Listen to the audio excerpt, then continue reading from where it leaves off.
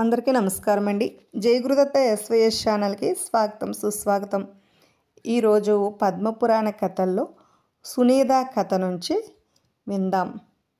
పూర్వకాలంలో మృత్యు అనే వానికి సునీత అనే కుమార్తె ఉండేది. ఆమె తండ్రిని చూసి అవే పనులు చేస్తూ ఉండేది. ఒకరోజు ఆమె తన స్నేహితురాలతో కలిసి అడవికి వెళ్ళింది. అక్కడ సుశంకుడు అనే గంధర్వ కుమారుడు తపస్సు చేసుకుంటున్నాడు. అతను చాలా అందంగా ఉన్నాడు. సునీత ప్రతిరోజు అక్కడికి వెళ్ళి ఆ గంధర్వుని తపస్సు భగ్నం చేస్తూ ఉండేది. సుశంకుడు ఆమెను క్షమించి ఏమీ అనేవాడు కాదు. ఒక రోజున సునీత అల్లరిని సుశంకుడు భరించలేక కోపం వచ్చి ఇక్కడ నుంచి దూరంగా వెళ్ళు అని అరిచాడు. అయినా సునీత మాత్రం ఏమాత్రం భయపడకుండా సుశంకుని తపస్సును భగ్నం చేస్తూనే ఉంది. ఒక రోజున సుశంకునికి చాలా బాధ కలిగింది. చంపినవాడిని చంపడం, కొట్టినవాడిని తిరిగి కొట్టడం శ్రేష్ఠుల యొక్క లక్షణం కాదు అని చెప్పాడు. సునీతకు ఆ మాటలు ఏమీ అర్థం కాలేదు. తిన్నగా ఇంటికి వెళ్ళి తండ్రిని కలిసింది. తండ్రి, నేను అరణ్యంలో ఒక గంధర్వ తాపసుని కలిశాను. అతను కామ క్రోధాలను జయించి తపస్సును ఆచరిస్తున్నాడు. అతనిని నేను ఎంత విసిగించినా కోపమైతే రావటం లేదు. పైగా చంపిన వాడిని చంపడం, కొట్టిన వాడిని కొట్టడం ధర్మం కాదు అని చెప్పాడు. అలా చెప్పడానికి కారణం ఏమిటి అని తండ్రిని అడిగింది. తండ్రి ఏమీ చెప్పకుండా ఊరుకుని ఉన్నాడు. సునీత తిరిగి అరణ్యానికి వెళ్ళి సుశంకుని తపస్సు భగ్నం చేయడం మరలా ప్రారంభించింది. సుశంకునికి కోపం వచ్చింది. సుందరి, నీవు గృహస్థ ధర్మంలో ప్రవేశించగానే నీ గర్భంలో దేవతలను బ్రాహ్మణులను నిందించే కుమారుడు నీకు పుడతాడు అని శపించాడు. సునీత చాలా బాధతో ఇంటికి చేరింది. తండ్రికి జరిగిన విషయం అంతా చెప్పింది. అమ్మాయి, నీవు చాలా తప్పు చేశావు. తపస్సు చేసుకునేవారిని మనం ఏమీ అనకూడదు. నీవు పుణ్యకార్యాలు ఆచరించు, సాధు పురుషులతో స్నేహం చేయి అని తండ్రి మృత్యువు సునీతకు బోధించాడు. సునీత తండ్రి పాదాలకు నమస్కరించి నిర్జన వనానికి బయలుదేరింది. అక్కడ కూర్చుని తపస్సు చేయటం ప్రారంభించింది. కామక్రోధాలు విడిచిపెట్టింది. బాల్యం వల్ల కలిగే చపల బుద్ధిని విడిచిపెట్టింది. ఒక రోజున ఆమె స్నేహితురాలు వచ్చి, సఖీ, నీకు బాధ ఏమిటి? చింత వల్ల శరీరం కృషించిపోతుంది. తపస్సు విడిచిపెట్టి మాతో వచ్చేయి అని అడిగారు. సునీత జరిగిన కథ అంతా చెప్పింది. చెలికెత్తెలు నవ్వి, ఈ మాత్రం దానికి భయపడుతున్నావా? నీకు స్త్రీ సహజమైన సౌందర్యం ఉంది, సద్గుణాలు ఉన్నాయి, శీలం ఉంది. అందువల్ల నీకు చక్కని భర్త లభిస్తాడు. అయినా మేము నీకు పురుషులను వశం చేసుకునే వశీకరణ విద్యను నేర్పిస్తాను. దానివల్ల నీకు సత్పురుషుడు లభిస్తాడు, మంచి సద్గుణాలు కలిగిన కొడుకు జన్మిస్తాడు అని చెప్పి ఆమె చెలికత్తెలు వశీకరణ విద్యను నేర్పారు. సునీత వశీకరణ విద్యను నేర్చుకుని భర్త కోసం వెతకటం ప్రారంభించింది. సునీత ఆమె చెలికెత్తెలు అలా అరణ్యంలో వెతుకుతూ ఉండగా వారికి ఒక అందమైన బ్రాహ్మణుడు కనపడ్డాడు. ఆ తాపసిని వివాహం చేసుకోవాలని సునీత అనుకుని చెలికెత్తెలకు చెప్పింది. సఖీ, ఈ మునీశ్వరుడు అత్రి మహాముని కుమారుడు. ఇతడు నారాయణుని కోసం తపస్సు చేసి ఇంద్రునితో సమానమైన వైభవం, పరాక్రమం కలిగిన కుమారుడు కావాలని వరం కోరుకున్నాడు. శ్రీ మహావిష్ణువు వరాన్ని ప్రసాదించి అంతర్ధానమయ్యాడు. ఈ మునీశ్వరుడు తగిన కన్యను వెతుక్కుంటూ బయలుదేరాడు. నీవు ఈ మునీశ్వరుని వివాహం చేసుకున్నట్లయితే తేజోవంతుడైన కుమారుడు పుడతాడు. ప్రయత్నించు అని చెప్పి చెలికత్తెలు చెప్పారు. సునీత వారి మాటలు విని, ఎలాగైనా ఈ మునీశ్వరుని వివాహం చేసుకున్నట్లయితే నాకు ఉన్న శాప ప్రభావం తగ్గిపోతుంది. నేను నేర్చుకున్న వశీకరణ విద్యను ఈ మునీశ్వరునిపై ప్రయోగిస్తాను అని చెలికెత్తలతో చెప్పింది.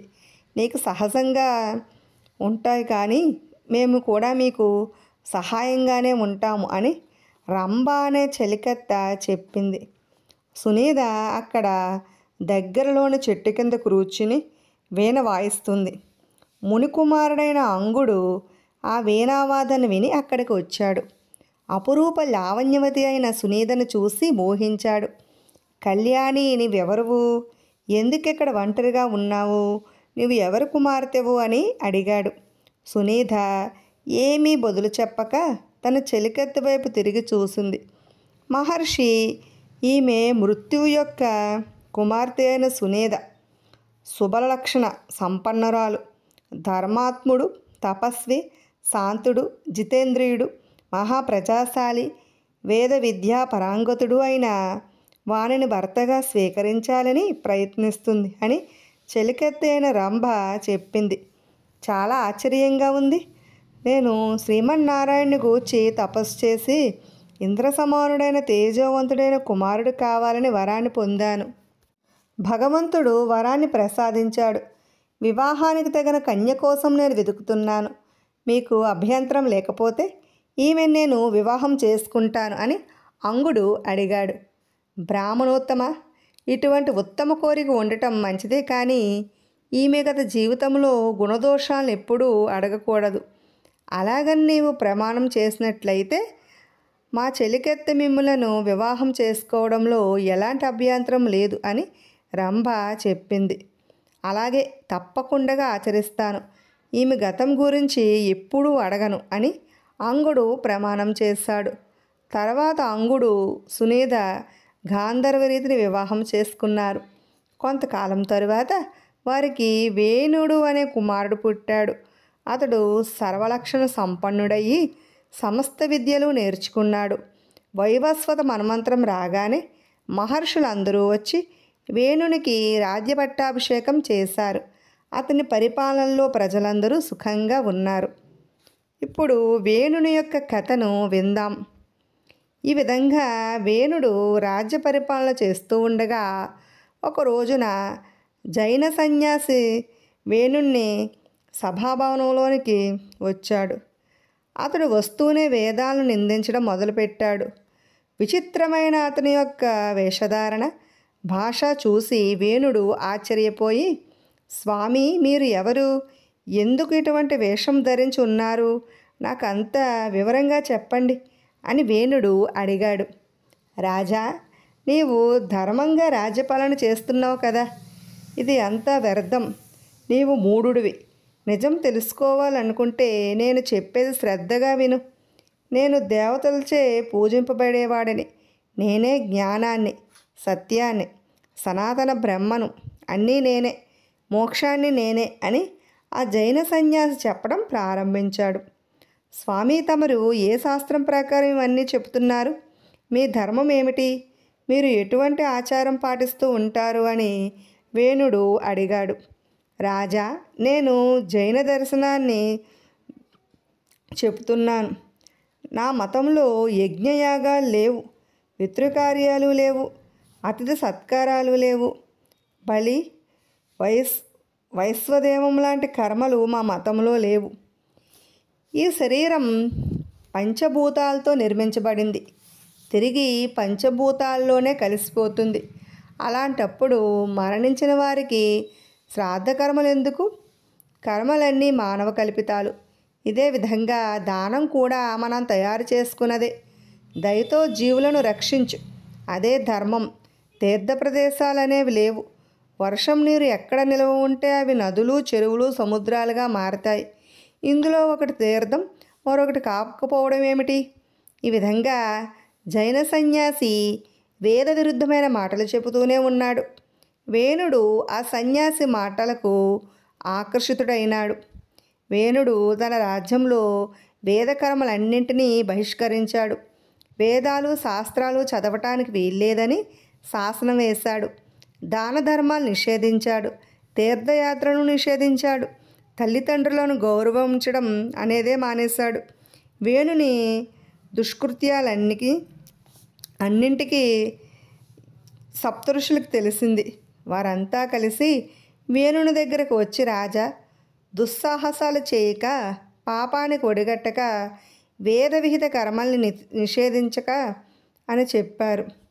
మహర్షులారా, నేనే ధర్మాన్ని, దేవుణ్ణి నేనే జైన ధర్మాన్ని ఆచరిస్తున్నాను, మీరందరూ నన్ను సేవించండి అని వేణుడు మహర్షులకు చెప్పాడు. రాజేంద్ర, ఈ జైన ధర్మం కలియుగంలో ఆరంభంలో ఏర్పడింది. ఈ జైన ధర్మం వలన పాపం కలుగుతుంది. కలియుగంలో పాపానికి ఇది ఆరంభం. అందువల్ల నీవు కలియుగ ధర్మాన్ని విడిచిపెట్టి వేద ధర్మాన్ని ఆదరించు అని బోధ చేశారు. వేణుడు మహర్షులు వేణుని శపిస్తారని భయపడి తన ఎడమ చేతి నుండి నిషాదుని సృష్టించాడు. వెంటనే మహర్షులు వేణుని కుడి చేతిని మదించారు. పృథువు జన్మించాడు. పృథు మహారాజు భూమిని గోరూపంలో మదించి ప్రజలకు కావలసినవన్నీ సంపాదించి చక్కగా రాజ్యపాలన చేయడం ప్రారంభించాడు. వేణుని కుడి చేతిని మహర్షులు మదించడంతో అతనిలోని పాపాలన్నీ మొటమాయమయ్యాయి. వెంటనే వేణునికి జ్ఞానోపదయం కలిగి తపస్సు చేసుకునేందుకు నర్మదా నదీ తీరానికి బయలుదేరాడు. అక్కడ కొంతకాలం తపస్సు చేయగా శ్రీమన్నారాయణుడు ప్రత్యక్షమయ్యాడు. రాజా, నీకు కావలసిన వరాన్ని కోరుకో అని మహావిష్ణువు అడగగానే, దేవేశ్వర, నీకు నా యందు కరుణ కలిగినట్లయినా నేను నా తల్లిదండ్రులతో కలిసి నీ పాద సన్నిధికి చేరేటట్లుగా వరాన్ని ప్రసాదించు అని ప్రార్థించాడు. రాజా, నీ తండ్రి అంగుడు తపస్సు చేసి నా యందు భక్తి కలిగిన కుమారుడు కావాలని కోరుకున్నాడు. అప్పుడు వరాన్ని ఇచ్చాను. నీ తల్లికి సుశంకుని శాపం వల్ల దుష్టుడైన కుమారుడు జన్మించాడు. అందువల్ల నీవు కొంతకాలం మంచివాణిగాను కొంతకాలం దుష్టునిగాను ప్రవర్తించావు. ఇప్పుడు నీవు ధర్మవర్తనుడై ఉన్నట్లయితే స్వర్గం లభిస్తుంది అని శ్రీమన్నారాయణుడు వేణునికి ఉపదేశించాడు. తర్వాత వేణుడు తన ధర్మాచరణంతో స్వర్గానికి చేరుకున్నాడు. ఇప్పుడు సుకల కథను విందాం. కాశీనగరానికి దగ్గరగా ఒక గ్రామం ఉంది. ఆ గ్రామంలో కకులుడు అనే ఒక వైశ్యుడు ఉన్నాడు. అతని భార్య పరమ సాధ్వి, పతివ్రత. ఆమె పేరే సుకల. ఆమె ఒకరోజు భర్తతో మాట్లాడుతూ, తీర్థయాత్రలు చేయటం వల్ల మంచి పుణ్యం వస్తుంది, సకల శుభాలు కలుగుతాయి, అందువల్ల మనం తీర్థయాత్రలు చేద్దామని అడిగింది. ఆ రాత్రి కకులుడు తీవ్రంగా ఆలోచించాడు. ఈమెను తీర్థయాత్రలకి తీసుకుపోయి వెళ్ళినట్లయితే చాలా కష్టపడవలసి వస్తుంది. అందువల్ల నేను ఒక్కడనే తీర్థయాత్రలు చేస్తాను. ఈమెకు చెప్పినట్లయితే తాను వస్తానంటుంది. చెప్పకుండా రాత్రికి రాత్రి బయలుదేరుతాను అని అనుకుని అర్ధరాత్రి లేచి ఎవ్వరూ చూడకుండా తీర్థయాత్రలకు బయలుదేరాడు. ఆమె ఉదయాన్నే భర్త కోసం ఇల్లంతా వెతికింది. భర్త ఎక్కడా కనబడలేదు. బంధువులను స్నేహితులను అడిగింది. కళ్యాణి, నీ భర్త పరమభక్తుడు, ఎప్పుడూ తీర్థయాత్రల గురించి అడుగుతూ ఉంటాడు. బహుశా తీర్థయాత్రలకు బయలుదేరి ఉంటాడు. నీవు భయపడకు, తీర్థయాత్రలు ముగించుకుని తప్పకుండా తిరిగి వస్తాడు అని బంధువు మిత్రులు ఆమెను ఊరడించారు. ఆమె ఇంట్లోకి వెళ్ళి భర్త తిరిగి వచ్చే వరకు భూమి మీద పడుకుని ఉప్పు విడిచిపెట్టి ఒకే పూట భోజనం చేస్తూ జీవితం గడపాలని నిర్ణయించుకుంది. ఈ విధంగా సుకల నిర్ణయించుకుని అతి కష్టంగా రోజులు గడుపుతుంది. ఆమె మాసిపోయిన బట్టలు కట్టుకుని ఒకే జడ వేసుకుని జీవిస్తుంది. రాత్రి పగలు భర్తను తలుచుకుంటూ రోజులు గడుపుతుంది. చెలి, భర్త తీర్థయాత్రలకు వెళ్ళి తిరిగి తప్పకుండా వస్తారు కదా, ఎందుకు అనవసరంగా కఠోర నియమాలు పాటిస్తున్నావు? నీ ఆరోగ్యాన్ని కాపాడుకో. సంసారంలో ఎవరికి వారే, ఎవరికి ఎవరు ఏమీ కారు. మనుషులు మరణించాక ఎవరికి ఎవరు ఏమవుతారు అని సుకల చెలికత్తెలు చెప్పారు. సఖీ, మీరు చెప్పిన మాటలు వేదసమ్మతం కాదు. భర్తను విడిచిపెట్టి తన సుఖాన్ని తాను చూసుకునే స్త్రీని పాపిగా వేదాలు చెబుతున్నాయి. పతి సేవయే భార్యకు అన్ని తీర్థాలుగా సేవించిన ఫలితం కలుగుతుంది. గృహస్థురాలు భర్త పక్కన ఉండగా చేసిన దాన ధర్మాలు ఎక్కువ ఫలితాలను ఇస్తాయి. భర్త లేకుండా చేసిన ఏ వ్రతాలు ఫలితాన్ని ఇవ్వవు.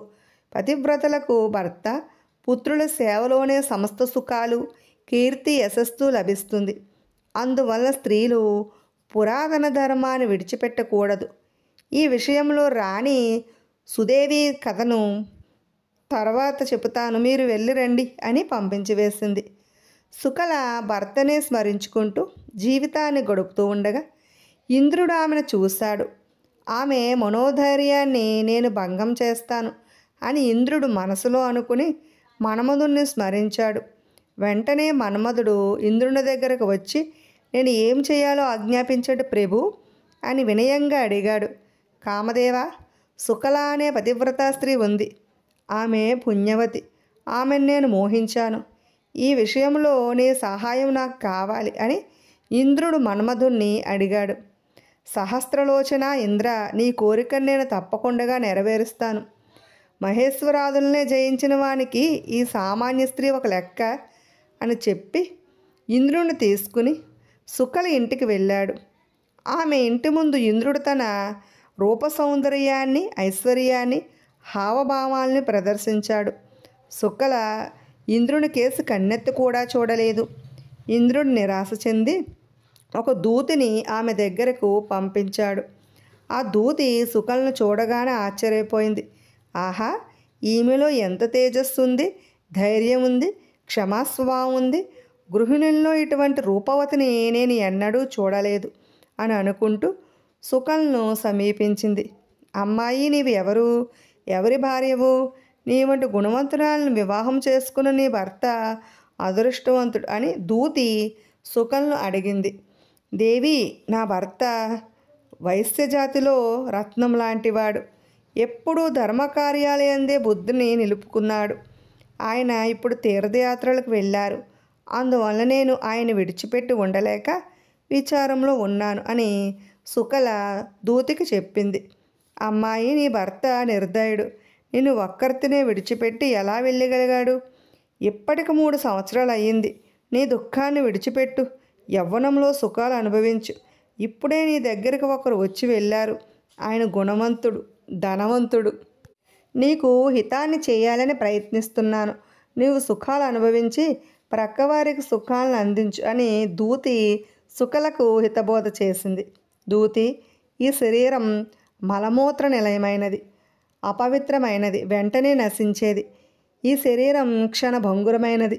అటువంటి శరీర రూపాన్ని ఎందుకు వర్ణిస్తున్నావు? ఈ శరీరం పంచభూతాలతో నిర్మించబడి పంచభూతాల్లో కలిసిపోయేది. ఆత్మ దివ్యమైనది. దూతి నీవు చెప్పిన విషయాల్లో నూతనత్వం లేదు. నీవు ఎక్కడి నుంచి వచ్చావో అక్కడికి వెళ్ళు అని చెప్పి సుకల దూతిని తిరిగి పంపించి వేసింది. దూతి ఇంద్రుని దగ్గరకు వచ్చి జరిగిన విషయాన్ని యథాతథంగా చెప్పింది. ఆమె ధర్మబుద్ధికి, సాహసానికి, జ్ఞానానికి ఇంద్రుడు ఆశ్చర్యపోయి ఇటువంటి స్త్రీని లోకంలో ఎక్కడా చూడలేదు అని అనుకుని మన్మధుణ్ణి పిలిచాడు. మన్మథ, మనం సుకలను చూడటానికి వెళ్దాం నడు అన్నాడు. ఇంద్రుడు, మన్మధుడు, రతీదేవి, దూతి కలిసి సుకల ఇంటికి వెళ్ళారు.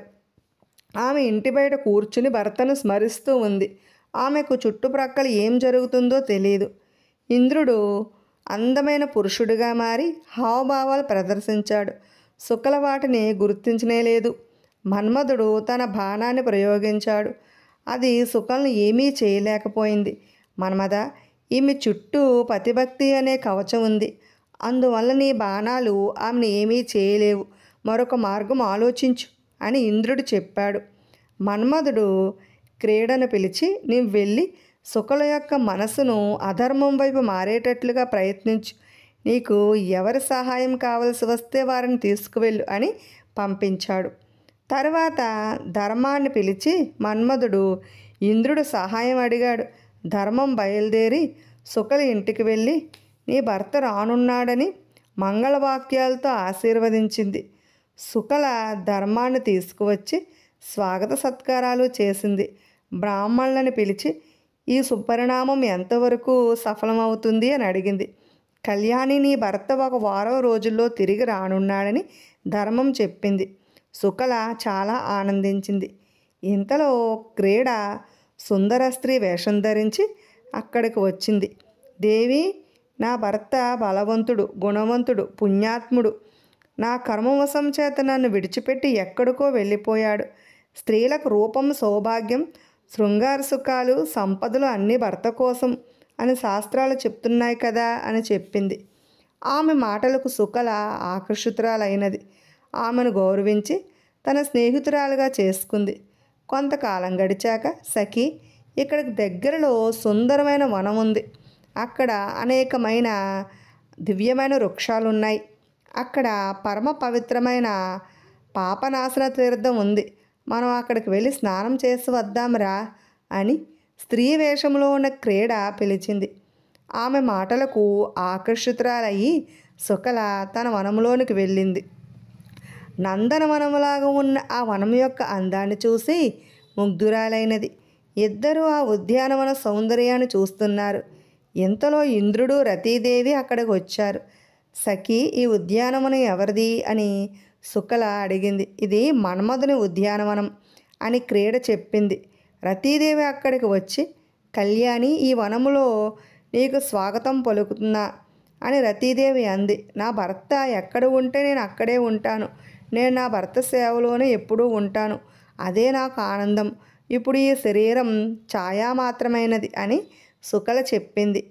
ఈ మాటలు విని రతీదేవి భర్త దగ్గరకు వెళ్ళి, నాథా, నీ ప్రయత్నం విడిచిపెట్టు. ఈమెను జయించడం చాలా కష్టం. పతివ్రతలు ఎప్పుడూ భర్త ఆలోచనలతోనే ఉంటారు అని చెప్పింది. ఇంద్రుడు సుకల ఎదురుగా వచ్చి, సుకల, నీ దగ్గరకు దూతిని పంపించాను. నీవు నా ప్రార్థనను ఎందుకు అంగీకరించడం లేదు? నన్ను స్వీకరించు అని అడిగాడు. ఇంద్ర, విభిన్న గుణాల ద్వారా ఉత్తమ ధర్మం నన్ను ఎప్పుడూ రక్షిస్తూ ఉంటుంది. శాంతి, క్షమ, సత్యం నా పక్కనే ఉన్నాయి. నీవు ఎవరువు? ఈ దూతుతో సహా ఎందుకు వచ్చావు? సత్యం, ధర్మం, పుణ్యం నన్ను, నా భర్తను సర్వదా రక్షిస్తూ ఉంటాయి. సాక్షాత్తు ఇంద్రుడు కూడా నన్ను జయించలేడు. ఒకవేళ మన్మధుడు వచ్చినా నన్ను జయించలేడు. నా చుట్టూ సతీత్వము అనే కవచం ఉన్నది. ఒకవేళ నీవు నా శరీరాన్ని ముట్టుకుంటే తప్పకుండా భస్మమైపోతావని సుకల చెప్పింది. సుకల ఈ విధంగా చెప్పగానే ఇంద్రాదులు భయపడి వెళ్ళిపోయారు. సుకల భర్తను స్మరించుకుంటూ ఇంటికి తిరిగి వచ్చేసింది. ఇంతలో కకులుడు తీర్థయాత్ర ముగించుకుని ఇంటికి తిరిగి వచ్చాడు. నా జన్మ ధన్యమైనది. నేను తీర్థయాత్ర చేయటం వల్ల నా పితృపితామహులు ధన్యాత్ములయ్యారు అని కకులుడు ఆనందిస్తూ ఉన్నాడు. ఒక పెద్ద ఆకారం కకులుని తాత తండ్రులను బాధ పెడుతూ కనబడింది. మీరు ఎవరు? నా తాతని తండ్రిని ఎందుకు బాధ పెడుతున్నారు అని కకులుడు అడిగాడు. నాయనా కకుల, నీవు పతివ్రత అయిన నీ భార్యను విడిచిపెట్టి తీర్థయాత్రలకు వెళ్ళావు. నీవు ఒక్కడవే ధర్మాచరణం చేశావు. అందువల్ల నీవు చేసిన పిండ ప్రదానాలన్నీ వ్యర్థమైపోయాయి. అటువంటి పాపము నీవు చేయటం వల్ల నీ తాత తండ్రి శిక్షను అనుభవిస్తున్నారు అని ధర్మం చెప్పింది. ధర్మమా, నాకు ఏ విధంగా సిద్ధి లభిస్తుంది? నా పితృదేవతలు ఏ విధంగా ఈ బంధము నుండి విడిపించగలను అని కకులుడు అడిగాడు. మహానుభావ, నీవు తిరిగి ఇంటికి వెళ్ళు. నీ భార్య దుఃఖంలో ఉంది. ఆమెను ఓదార్చి తీర్థయాత్రలకు తీసుకువెళ్ళు. అక్కడ భార్యతో కలిసి పిండ ప్రదానం చెయ్యి. దేవతలను పూజించు. దానివల్ల నీ పితృదేవతలు మోక్షాన్ని పొందుతారు అని ధర్మం చెప్పి మాయమైనది. కకులుడు ఆనందంగా తిరిగి ఇంటికి వచ్చి భార్యను కలుసుకున్నాడు. సుకల చాలా ఆనందంగా ఉంది. వారిద్దరూ కలిసి దేవతలను, పితృదేవతలను పూజించారు. ఇంద్రాది దేవతలందరూ కకులుని ఇంటికి వచ్చారు. దేవతలారా, నేను ఏ పుణ్యం చేశానని మీరందరూ నా ఇంటికి వచ్చారు? నాకు ఏ వరాన్ని ప్రసాదించనున్నారు అని కకులుడు అడిగాడు. నాయనా, నీ భార్య సుకల పతివ్రత. ఆమెను అనేక విధాలుగా నేను పరీక్షించాను. ఆమె పతివ్రత ధర్మాన్ని ఏమాత్రం విడిచిపెట్టలేదు. ఆమె ప్రాతిపత్యానికి మెచ్చుకుని నీకు వరాన్ని ప్రసాదించడం మా వంతు అని ఇంద్రుడు చెప్పాడు. దేవతలారా, సత్యధర్మాలు నన్ను ఎప్పుడూ రక్షిస్తూ ఉండాలి. నా పితృదేవతలు, నా భార్య, నేను విష్ణు సన్నిధిలో ఉండేటట్లుగా వరం ప్రసాదించమని కకులుడు అడిగాడు. తదాస్తు. సుకల కథని విన్న స్త్రీలకి పాతివ్రత్యం, సంతానం, సౌభాగ్యం కలుగుతాయని దేవతలు ఆశీర్వదించారు. విన్నారు కదండి. రేపటి భాగంలో రాణి సుదేవి యొక్క కథను విందాం. పద్మపురాణ కథలను వినాలనుకుంటే ఫస్ట్ మా ఛానల్ని సబ్స్క్రైబ్ చేసుకోండి. ప్రక్కనే ఉన్న బెల్ ఐకాన్ క్లిక్ చేయండి. మేము చేసిన వీడియోస్ నోటిఫికేషన్ కోసం బెల్ ఐకాన్ క్లిక్ చేయండి. అలాగే లైక్ చేయండి, షేర్ చేయండి, కామెంట్ కూడా చేయండి. మరిన్ని ఆసక్తికరమైన కథలను వినాలనుకుంటే మా ఛానల్ని సబ్స్క్రైబ్ చేసుకోవడం మర్చిపోకండి. Thanks for watching.